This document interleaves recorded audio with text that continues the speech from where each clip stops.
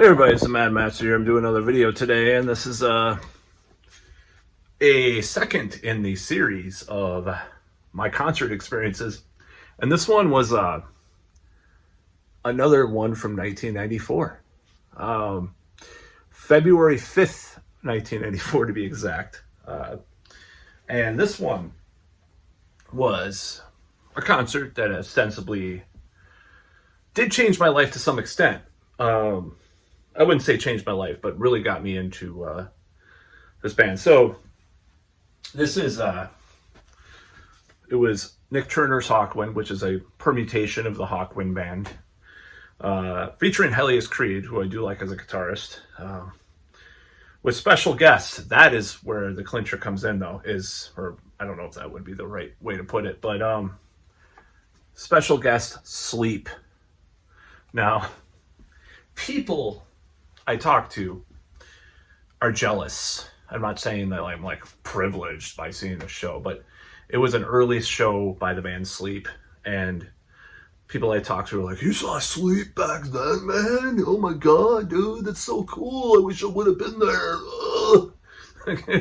You know, stoner rock aficionados and whatever, or doom metal or whatever the fuck, So yeah, I talk to people. I'm like, "They saw Sleep, man. He saw Sleep."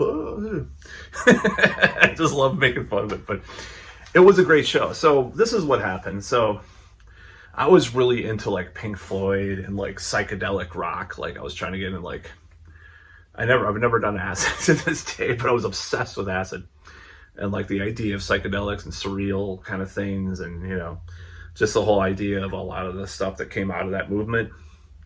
Especially the English one, because I thought, other than like the Doors, I was like kind of bored with Jefferson Airplane. I hadn't heard a lot of their stuff at the time.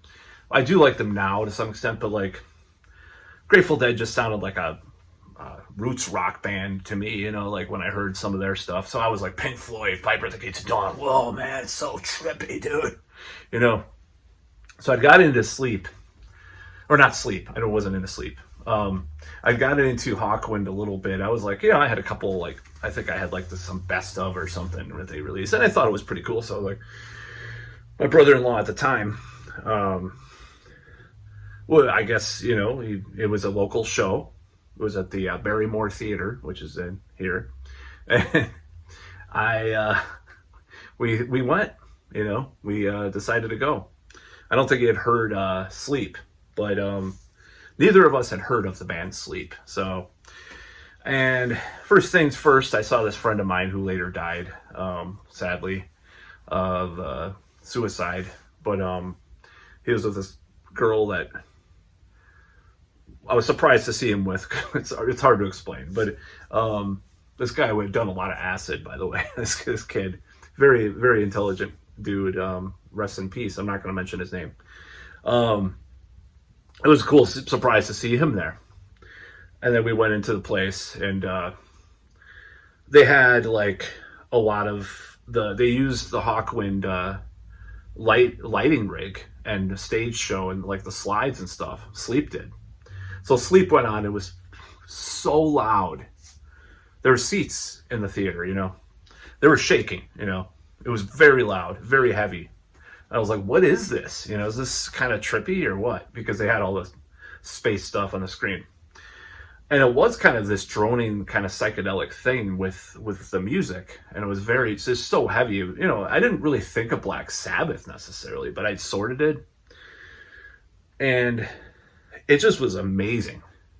I mean, that's back when they were probably using like their like really hardcore like classic amps, and they played a lot of Holy Mountain. That was the album that was out at the time, and it was nuts. It was amazing. And then Hawkwind came on, and I liked Hawkwind, the new iteration of it, but they did still have kind of like this, dare I say, and I don't bash the 80s that much. I obviously for obvious reasons, I don't bash the 80s. I bash the 90s all the time. But a lot of what happened in the 90s is a return to like the 70s kind of sound and gear and stuff like that. And that was really cool when bands that were from the 60s or 70s would start sounding a little more like that. But Hawkwind still sounded like they kind of had this 80s hangover to them at the time. And I wasn't sure what to think about it. And it didn't have like it probably wasn't like a 70s like Hall of the Mountain Grill era or some, or Search of Space kind of Hawkwind gig. Plus it was Nick Turner with some other musicians, including Helios Creed. Helios Creed was cool. I later saw him on a solo tour, which I'll try to remember that show. I don't remember it as well, but I have a ticket stub somewhere in there for that too, I believe. But so I was slightly disappointed with Hawkwind. I thought it was cool, but I wasn't as impressed as I was with Sleep, because I'd never heard it. I was like, holy shit. So my brother-in-law bought the CD or something, and I dubbed the tape from him. And I didn't buy like the album until years later, and I think I had it on tape for a long time, or download or whatever. But yeah, I mean, Sleep's Holy Mountain was, I had a tape. It was, strangely enough, Piper at the Gates of Dawn was on one side, and I think this is a tape that I had. And on the other side was Sleep's Holy Mountain, and I used to listen to that. My school went to a field trip on the zoo, to the zoo, and that's all I did was just walk alone and listen to those two albums over and over again on that field trip. I didn't really do anything else. So yeah, that was kind of the experience of that show, and it was a lot of fun. I mean, it was just so heavy. I saw Sleep years later. It wasn't the same. It just, I don't know what had happened. I saw High and Fire several times too, and that was cool, including at Milwaukee Metal Fest. But that, seeing Sleep reunited was not even remotely close to the same impact as seeing them back in '94. It was just, it was so heavy. I mean, it was so insane. Like just everything, the whole package. There was just, people were doing a lot of drugs in the audience too. It was pretty funny. But yeah, I mean, that was, I think I saw that was the first time I saw people doing coke or PCP or whatever. I don't even know what it is, because it's some kind of white dust that they were doing, was at Guns N' Roses, which I'll go into as well. And then in a forthcoming video in the series, which I don't have the ticket stub for anymore, but I was there. I have witnesses that could testify to this fact. Guns N' Roses, I won't go into that in this video. This was back in 1991. I saw that show. I was a kid, It was for my 13th birthday, in fact. So I'm just doxing my age. You won't be able to do this or that. No. Won't be able to hit on younger girls, but you have to lie about your age. People used to do that a lot back in like our 30s and stuff. People lied about their age on stuff that I know, and some of the manosphere kind of people have done that too. I've seen them do that, but I was just half joking there. So yeah, it was great. It was a great show. I don't think that, I mean, it was just like, I had never heard anything like that, I have a song that I wrote that's kind of doom metal-ish, but I think I wrote it before that, because there was some grunge stuff that I listened to, and Black Sabbath, and I kind of, some other stuff that would influence that. But, this doom stoner rock thing I wasn't really familiar with, but that album was great, and I recently bought Jerusalem. I haven't listened to it yet, but, I really liked the Sleep's Holy Mountain as Sabbath worshiping as it is, but it was one of the heaviest shows I've been to as a kid.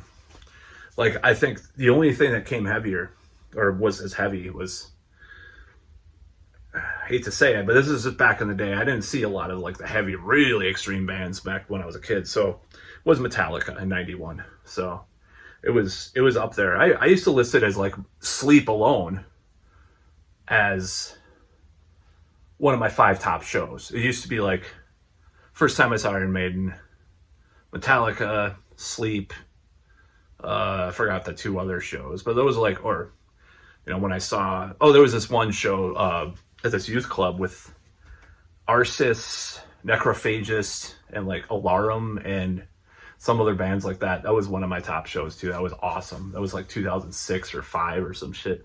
Amazing. I met Muhammad from Necrophagist at that show. One of the most humble shredders you'll ever be. He's like I'm like, dude, you're like the Michael Romeo of death metal. He's like, no, I'm not that good. I take, he was, I don't know what the accent he had, whatever, German or whatever the fuck. I can't do accents. As obviously people know. I can only do kind of a pseudo British accent, which I've used for role playing, sort of shitty British accent. But yeah, it was a great show, that one too. But I'll go into that later. I'm kind of going all over the place now. But yeah, Sleep. So I saw Sleep again. I saw High on Fire twice afterwards. Way afterwards, because High on Fire is way later.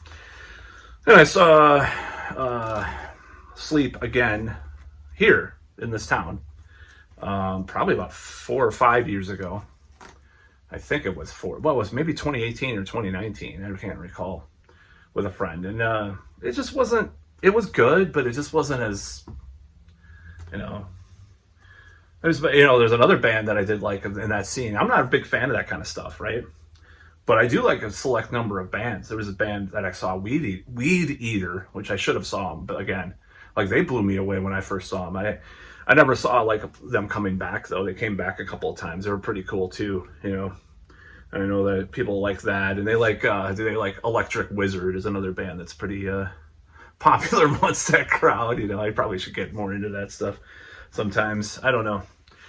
Some of the fans are like kind of annoying, I'll just be honest. Like, I don't know. It's like people that are like exclusively into that stuff, like they're just too stonerish, I guess you'd say.